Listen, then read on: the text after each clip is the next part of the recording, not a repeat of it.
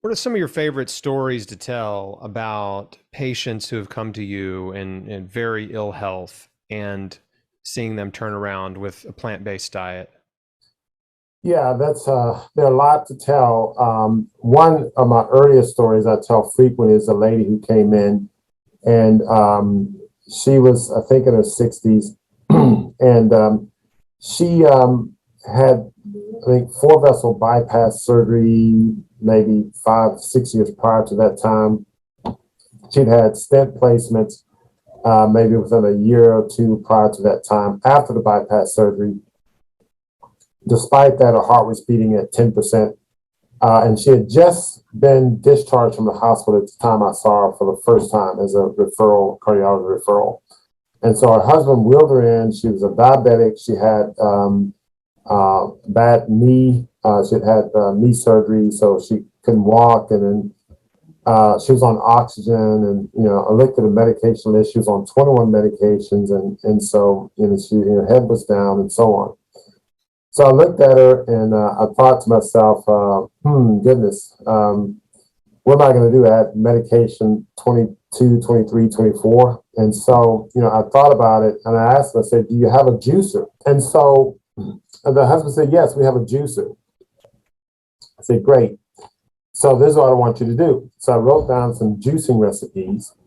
And I said, oh, okay, for the next 10 days, I don't want you to eat anything. I want you to juice and drink cold pressed juices, use these recipes. So they pull out the juice. And I called them throughout that time. And we had weaned some medications also over the phone.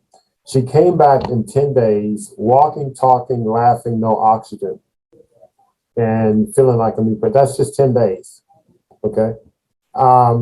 The other story I told you about, alluded to earlier, is a patient who was in the hospital. She was a patient whom I had been treating for some time, maybe several years. She had chronic obstructive lung disease. She had congestive heart failure, and I had implanted a defibrillator in her. And she was admitted to an acute care hospital short term with, I think it was maybe an infection. I don't remember the details, decompensated heart failure. Then she was transferred to the LTAC, a long-term acute care hospital where patients go to spend a longer period of time before they recover.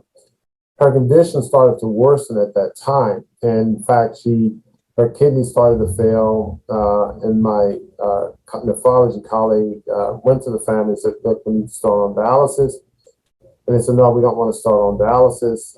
We'd rather die. And some people are nervous about dialysis. So when I found out about that, I talked to the family and I said, you know what, hold on, I want to try something. Now, I happened to be the medical director. It was a very small hospital. I was the medical director at the time, so I had a lot of ability to do these things. So what I did is I started, and this was when I was in early my phases of doing plant-based diet and these things. So there was a superfood, which was freeze-dried greens, all organic, had wheatgrass and all this other stuff in it.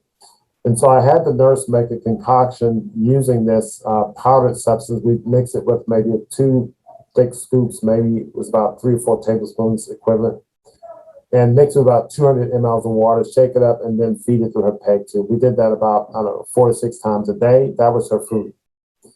And what I then did, I just stopped all of the parenteral feeds through the IV that she was getting. And then I started progressively weaning her medication. Now, during this time, she went through an amazing detox reaction. The respiratory therapists were really working hard to keep up with the suction because she was making copious amounts of mucus coming out of her lungs. Now, she had chronic lung disease. And frequently, when people detox, they start to remove toxins from some of the tissues that were, most harmed. And so, in this case, which is reminiscent of someone who stopped smoking. Anyone who's ever in the audience who've ever smoked for a long time and stopped, they will cough more early after they stop smoking, frequent of productive cough because their lungs are clearing out. This is what was going on to her. To make a long story short, her condition got so much better. I weaned off all the medication. I was aggressively weaning medication. I knew the medication contributed to things. She was somewhat her mental status was severely impaired. But as I weaned the medications, her liver function got better and she woke up. Then we were able to wean her off the ventilator as her lungs cleared up, and she got to the point where she walked out of the hospital. So this is somebody who's on death's door on a ventilator, whom we detox and we've had some other situations very similar. Now, I wish I can do a case series, and one of these days I will. I plan to. I'll figure out the right setting because I know patients in this acute setting can turn around. Another more recent example was a patient of mine who had congestive heart failure. And so she was admitted to the hospital. I admitted her. She had a severely impaired mitral valve, was leaking a lot. And she also had inflammatory, she had systemic lupus, I think. And so she was having some flares, some intermittent flares. So I admitted her for controlling of her heart failure. She was in decompensated heart failure. So you put her in for diuretics. We also started her on some steroids intermittently to kind of calm down her inflammation. So I consulted one of my cardiology colleagues who dealt with structural heart, and they were considering putting a mitral valve clip to reduce the regurgitation. He saw her. She had been in the ICU, the CCU rather, and she had a number of problems. And he said, look, she's too ill. We can't do anything for her. We are going to just, you just need to put her in the hospital to let her go. I talked to another colleague of mine who was doing some of my electrophysiology procedures because I hadn't done procedures in about 4 to 5 years, so I'm focusing more on wellness. And so she saw my other colleague's note and said, well, there's nothing I can do for her. So anyway, here I had this patient. She was on a melanoma drip, which is a medication that heart failure patients get kind of last stage. So we got her out, we're able to get her out of the CCU. And so the palliative care team came and said, well, let's just put her in hospital. We tried to put her in hospital. They couldn't keep her because of the melanoma drip. So then she was back in the hospital on melanoma drip. And so they said, well, look, we're going to have to stop the melanoma drip and let you die here.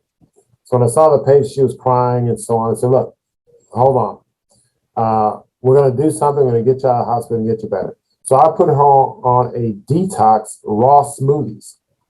And super green smoothies. There was like one fruit and the rest greens. We had a blue-green algae. We had some with wheatgrass components in it.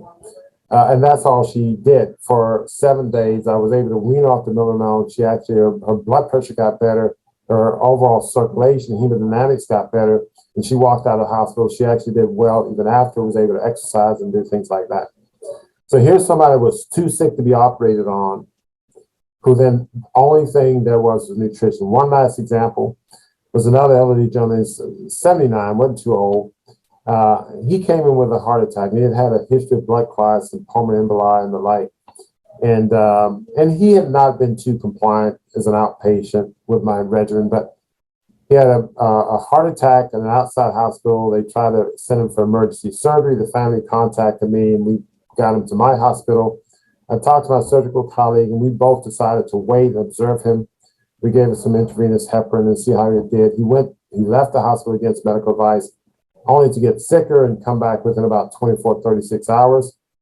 And so his heart pumping function was weaker, his acid levels had built up, and the surgeon says, no way we're going to touch him. Now, he was in the throes of a heart attack. That was my interventional colleague said, well, I can't really do anything. He's got multivessel disease.